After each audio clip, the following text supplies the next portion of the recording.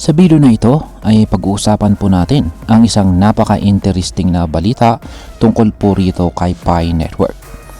Isa itong crypto na kilalang kilala dito sa Pilipinas, lalo na sa mga nagsimula ng mining gamit lamang ang cellphone. Pero teka, meron pong isang 90-year-old theory na nagsasabing posible daw tumaas ang presyo ni Pi Network sa mga darating na araw o linggo. Kaya ang tanong ngayon ay totoo ba talaga ito? Anong ebidensya ang meron? At ano po ang pinaka-importante po sa lahat ay syempre ano ang posibleng epekto nito para sa atin bilang mga Pinoy crypto traders at investors na interesado rito kay Pi Network. Kaya yan, bago po tayo magpatuloy ay pakibasa na lamang po muna ang disclaimer dito sa ibaba ng ating screen. Kaya yan, ngayon ay simulan po natin sa kung ano po ang kalagayan ni Pi Network ngayon.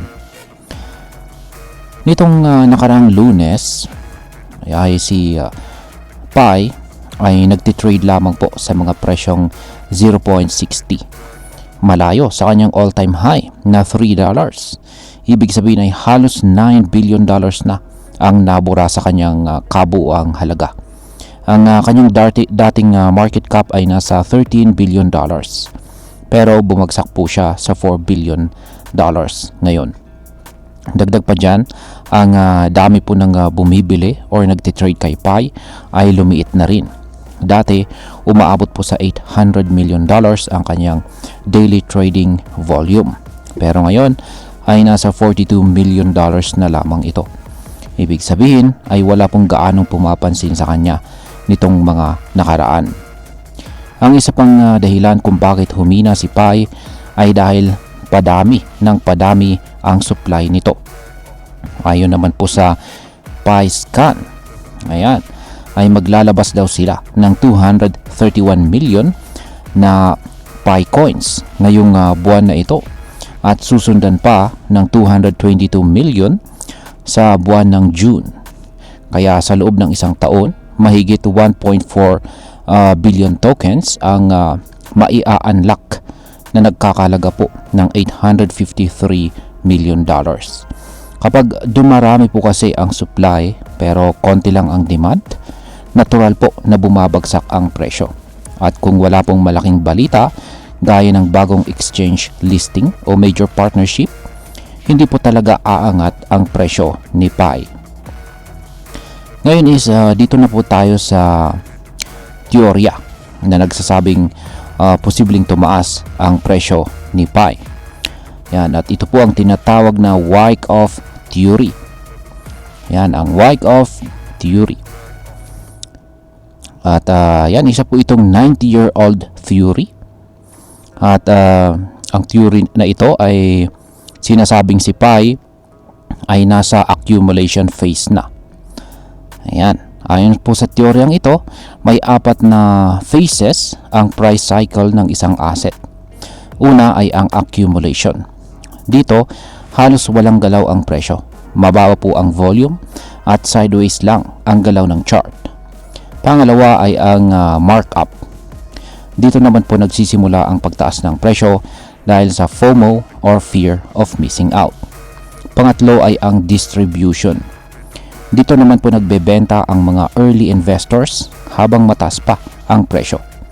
At ang pang-apat ay ang markdown. Dito naman po bumabagsak muli ang presyo. Ang sabi po sa chart ngayon ni Pi Network, yan, nakikita po natin dito na nasa accumulation stage po siya.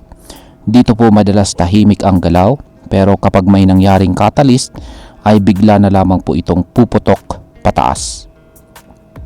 Ngayon is ang sunod nating katanungan dito is ano po ang posibleng maging catalyst para kay Pi Network. Ngayon ay ito na ang posibleng dahilan ng pagsabog ni Pi. May chismis na si HTX Exchange, isang kilalang exchange na konektado po kay Ginoong Justin Sun, ay ililista ang Pi Network.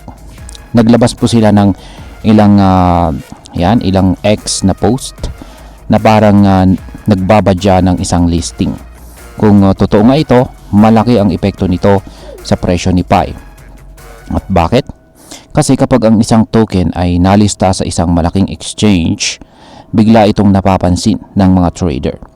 Isang magandang halimbawa ay si Orca. Noong nalista po siya kay Upbit, 200% ang kanyang itinaas sa kanyang presyo.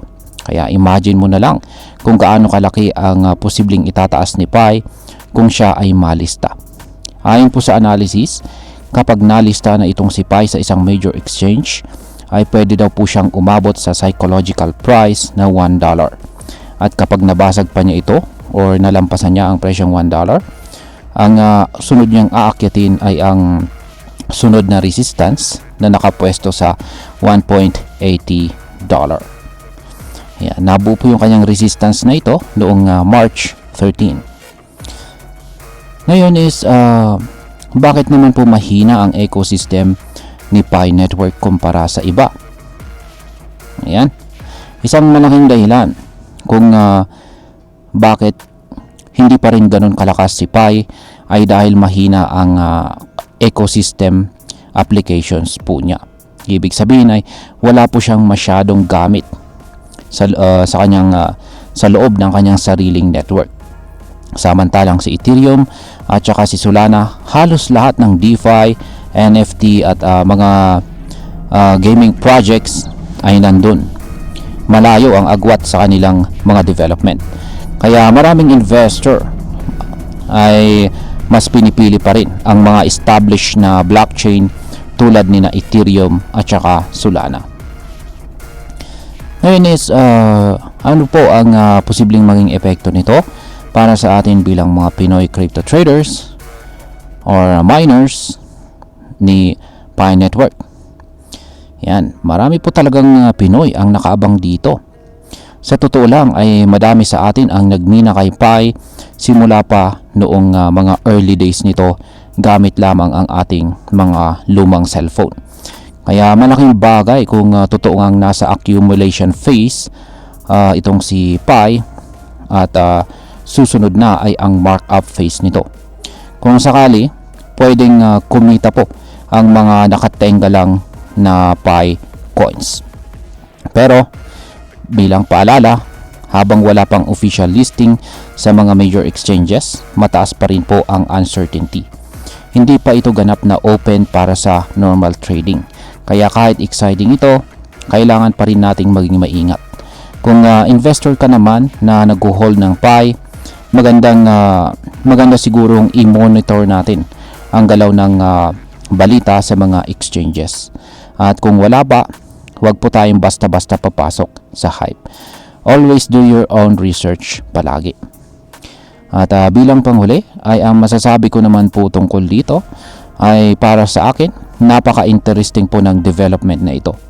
Hindi natin pwedeng i-ignore ang wake of fury, lalo na kung mukhang pasok talaga sa pattern itong si Picoin ngayon. Pero hindi rin sapat ang theory lang.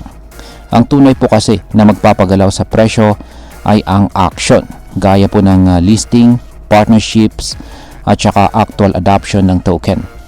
Kung magagawa ng Pi Network na ma-activate ang community at ecosystem nila habang dumarami ang listing, baka nga ito na ang simula ng pagtaas. Pero tandaan natin, hindi po sapat ang chismis lang.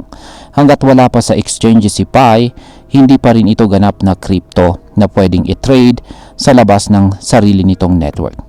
Kaya sa ngayon, ang pinakamagandang gawin po natin ay ang mag-obserba at saka maghanda. Dahil kung totoo man ang analysis na ito, baka hindi lang simpleng galaw ang mangyari. Baka biglaan pa ang pagsabog. Sa kabuuan, si Pi Network ay posibleng nasa kalagitnaan ng isang malaking pagbabago. Ang tanong na lang ay kung kailan ito tuluyang sasabog pataas. At ayon po muli sa 90-year-old wake of fury, mukhang nasa tamang stage na ito. At kung matuloy nga ang listing sa malalaking exchanges gaya ng HTX, baka ito na ang hinihintay natin na momentum. At ayan, Hanggang dito na lamang po tayo sa video na ito mga ka-crypto. Maraming pong salamat sa panunood. Ingat po tayo lagi at God bless po sa ating lahat.